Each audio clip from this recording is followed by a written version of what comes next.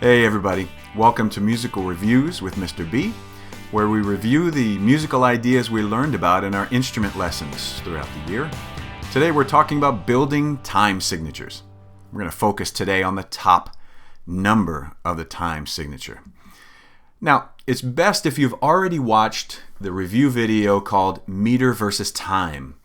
If you have, then continue with this video. If you haven't, I would suggest that you would go back to the website and check that one out.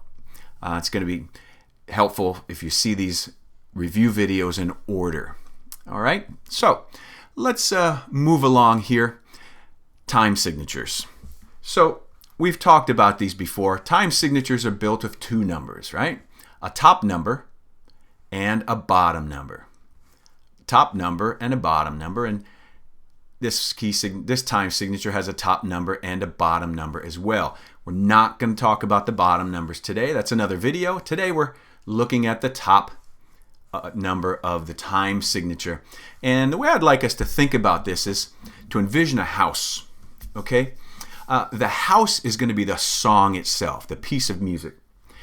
And the rooms inside are going to be the measures that make up that song.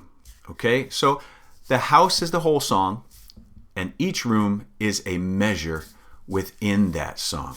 Okay, so we're going to look at this first measure, this first room, if we continue our house imagery. Let's blow that up, take a close-up look there. I'm going to put some people in this room.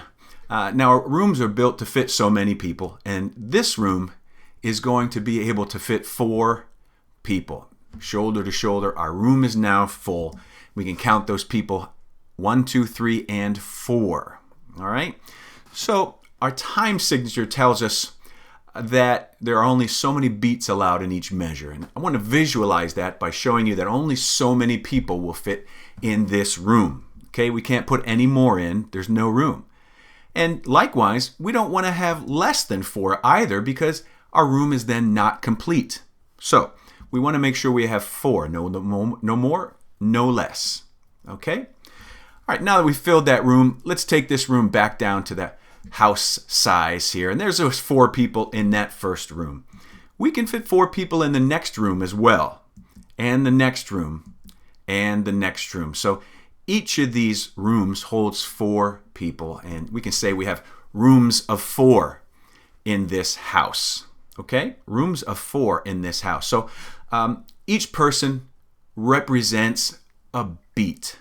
So this room holding 4 people shows us that each measure can hold 4 beats. No more, no less. Rooms of 4. Now we can take that a little farther. If we say we have rooms of 4, that 4 now becomes the top number of our time signature. So the top number tells us how many beats fit in each measure. This time signature tells us 4 beats can fit in each measure, and we visualize that by seeing 4 people fitting into the house. Now, we talked about this in that prior review video, meter versus time, where meter is the way the music feels and time is the way it looks on paper. Our meter told us about patterns. It felt like 1, 2, 3, 4. 1, 2, 3, 4. There were 4 beats in each pattern. And that 4-beat pattern is represented in our time signature with a 4 up on top, right there. Okay?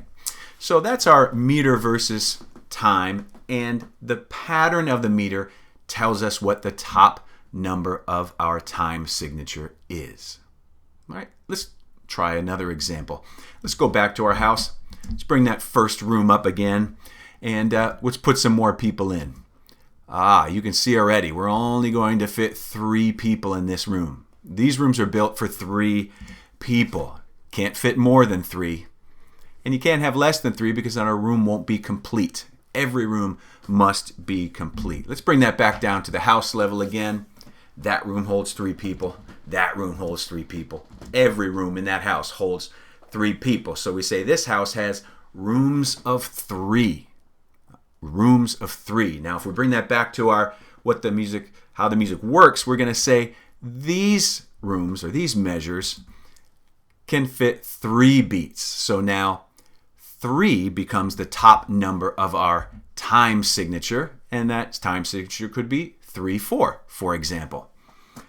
All right, so the meter 1, 2, 3, 1, 2, 3. It feels like there's 3 beats in every pattern. Shows us that our music will look like this in the time signature with that 3 on top. Let's try one more example. Bring our room up again. This time, we're going to try a different number. How many? Right, we can fit 6 people in this room. 6 people can fit in this room. No more, no less. So if each of our rooms can fit 6 people, and in the music that would represent each measure being able to hold 6 beats, then we would have rooms of 6, and that room of 6 becomes the top number of a time signature. Okay? So, what we've reviewed here is that we have rooms of 4, and that could tell us, for example, about a time signature of 4/4, top number being 4. Then we have rooms of 3, and that pattern of 3 becomes the top number of our time signature there, could be 3/4.